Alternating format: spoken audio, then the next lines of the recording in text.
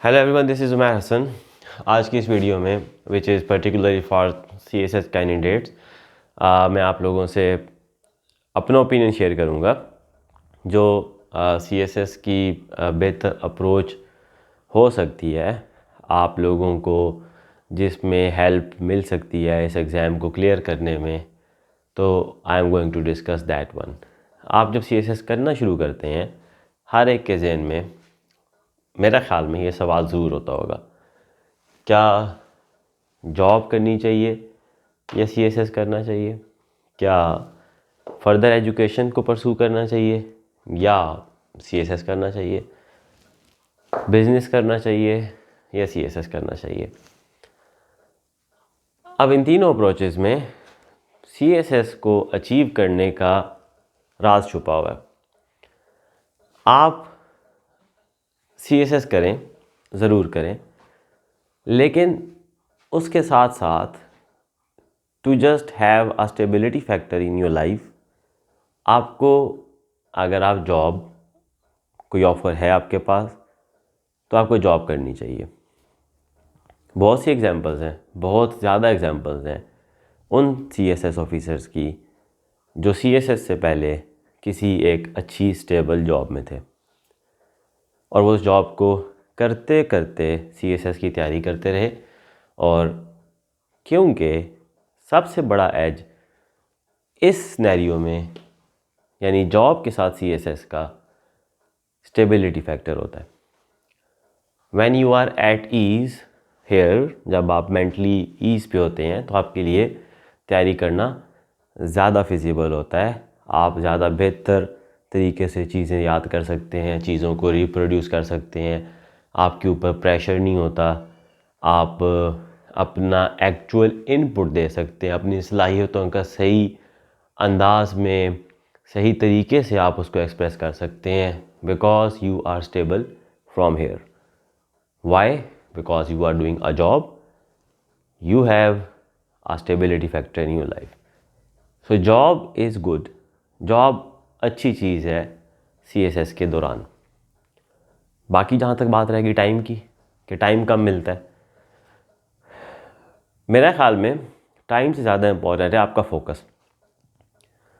आप 6 घंटे फोकस होके पढ़ें और 12 घंटे डिस्ट्रैक्ट होके पढ़ें, तो मेरा ख्याल में 6 hours study with complete focus is much more useful than 12 hour study with distraction.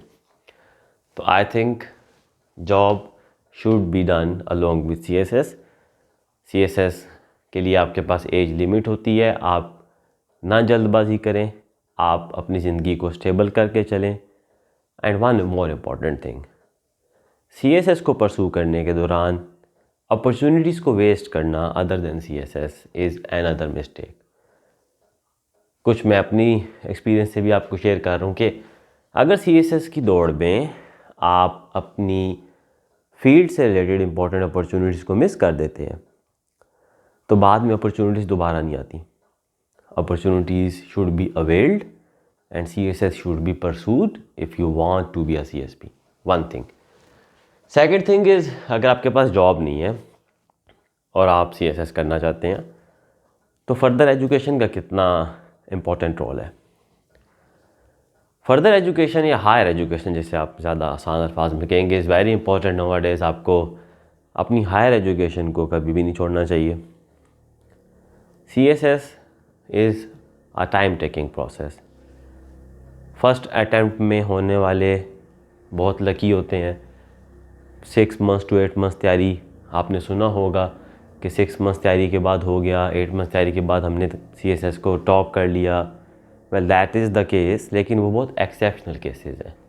और अगर आप उनकी हिस्ट्री निकालेंगे तो उनकी एजुकेशन को आप देख लें, उनका बैकग्राउंड देख लें, तो वो आपको बड़ा ही रिफाइंड किस्म का नज़र आएगा। CSS का 3 अटैम्प्ट्स का प्रोसेस 3 to 4 years का होता है। 3 से 4 years में you can achieve a master's degree or you can pursue your PhD. Bachelors के बाद 3 से 5 साल CSS के लिए वेस्ट करना और अपनी हायर एजुकेशन को साथ कंटिन्यू ना करना इज़ अनदर फैक्टर। अगर आप CSS कर जाते हैं so you save the day. But अगर आप CSS किसी भी वजह से नहीं कर पाते, so you have wasted your 3 to 4 years। तो आपको वो 3 to 4 years बाद में सफ़र करने वाले हैं। तो आप CSS का सफ़र जारी रखें अपनी हायर एजुकेशन के साथ। चाहे हायर एजुकेशन की पेस स्लो कर दें, लेकिन अपनी जो स्किल्स हैं वो बिल्ड करते रहें आप। You will be paid for your skills. CSS हो जाता है, बहुत अच्छी बात है। अल्लाह ना करे किसी वजह से नहीं हो पाता, तो आपके पास एक डिग्री होगी, MPhil होगा, you will be a PhD scholar. तो आप इमीडिएटली अपने आप को कवर कर सकते हैं किसी जॉब में। थर्ड सिनेरियो इज़ बिजनेस और CSS। Business is something which takes time to develop. Same. CSS is something which needs luck as well.